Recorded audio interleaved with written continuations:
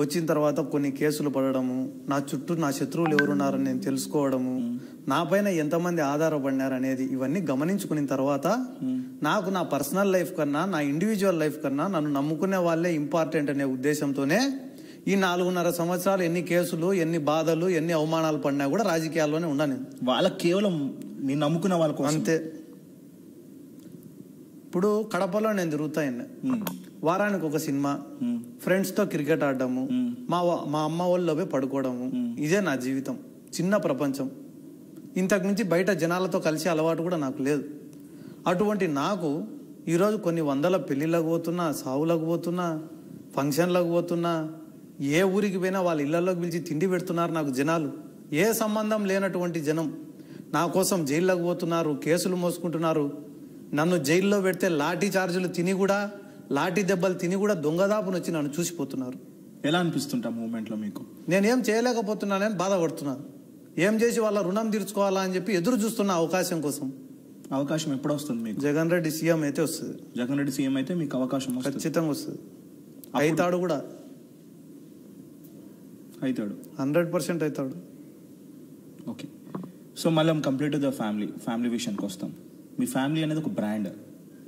ఆ బ్రాండ్లో ముఖ్యంగా బైరెడ్డి రాజశేఖర రెడ్డి అనే పేరు మాత్రమే ఇమేజ్ ఉండదు, కానీ అతి తక్కువ కాలంలో బైరెడ్డి సిద్ధార్థ రెడ్డి అని కూడా మీకు అంత ఫాలోయింగ్ వచ్చింది. ఎలా అనిపిస్తుంటుంది మీకు? బాధ్యత పెరుగుతుంటుంది రోజు రోజుకి. బాధ్యత. బ్రాండ్ సంపాదించుకోవడం చిన్న విషయం, సంపాదించుకునేది కాపాడుకోవడం పెద్ద విషయం. మీరు అతి తక్కువ కాలంలో, అతి చిన్న వయసులోనే సిద్ధార్థ రెడ్డి అనేది ఒక ప్రజలకి అందుబాటులో ఉండే విధంగా మీరు తీర్చుకున్నారు. మీ ఇదే ఫ్యామిలీ అనుకుంటారా? నంది కొట్టుకుని కాకుండా ఎప్పుడంటే మీరు ఏ ఇంటర్వ్యూస్ చూసుకున్నా మీరు నంది కొట్టుకునే ఫోకస్ చేస్తారు. ఎందుకు నంది కొట్టుకురు అంటే అంత అది మీకు అభిమానం? ఇప్పుడు సిద్ధార్థ రెడ్డి అంటే మావాడు అని అనుకునేది నందికొట్కూరు నియోజకవర్గ ప్రజలే. కడప కాదా?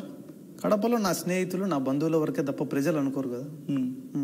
ప్రజలు సిద్ధార్థ రెడ్డి అంటే మావాడు, మా శేషసేనారెడ్డి గారి మనవడు అని అనుకునే నియోజకవర్గం నందికొట్కూరు నియోజకవర్గం. కాబట్టి అక్కడి వాళ్ళందరూ నా వాళ్ళు, వాళ్ళని కాపాడుకోవాలనేది నా ఉద్దేశం. ఓకే. మీ వైఎస్ఆర్సీపీ పార్టీలో జగన్మోహన్ రెడ్డి కాకుండా మీరు ఇంకా అత్యంగా ఆప్యాయంగా పలకరించే వ్యక్తులు కానీ ఎవరు ఉన్నారా? శిల్పా చక్రపాణి రెడ్డి అన్న శ్రీశైలం నుంచి కంటెస్ట్ చేయబోతున్నారు. మీ ఏజ్ వాళ్ళు, మీ ఏజ్ కాకుండా కొంచెం నా ఏజ్ గ్రూప్ వాళ్ళ, నా ఏజ్ గ్రూప్ వాళ్ళైతే ఎవరు లేరు. నా ఏజ్ గ్రూప్ లో రాజకీయాల్లో ఉండేది నేను ఒక్కటే ఉన్నాను. అందుకే అడుగుతున్నాను. ఎలా అనిపిస్తుంటది మీకు అతి తక్కువ వయసులోనే మీరు ఇంత బాధ్యత బరువు మోసి జగన్మోహన్ రెడ్డి గారు ఒక నియోజకవర్గం ఇన్ఛార్జ్ చేశారు? ఎలా అనిపిస్తుంటది మీకు? చెప్పినా కదా బాధ్యత అని, ఆయన ఇచ్చిన బాధ్యతను నిలబెట్టుకోవాలని నేను. ఓకే. అజయ్ గారితో మీకు సంబంధం ఎలా ఉన్నది? మీకు ఆయన పనితీరు ఎట్లా ఉంది? హలో, మిమ్మల్ని ఫిలిం సెలబ్రిటీస్ రియల్ స్టోరీస్ ఏంటో తెలుసుకోవాలనుందా? లేటెస్ట్ గా రిలీజ్ అయ్యే మూవీ రివ్యూస్ నేను చెప్తే వినాలనుందా? ఇంకెందుకు ఆలస్యం, యోయో టీవీని సబ్స్క్రైబ్ చేసుకోండి. అలాగే మర్చిపోకుండా యోయో టీవీ యాప్ ని కూడా డౌన్లోడ్ చేసుకోండి.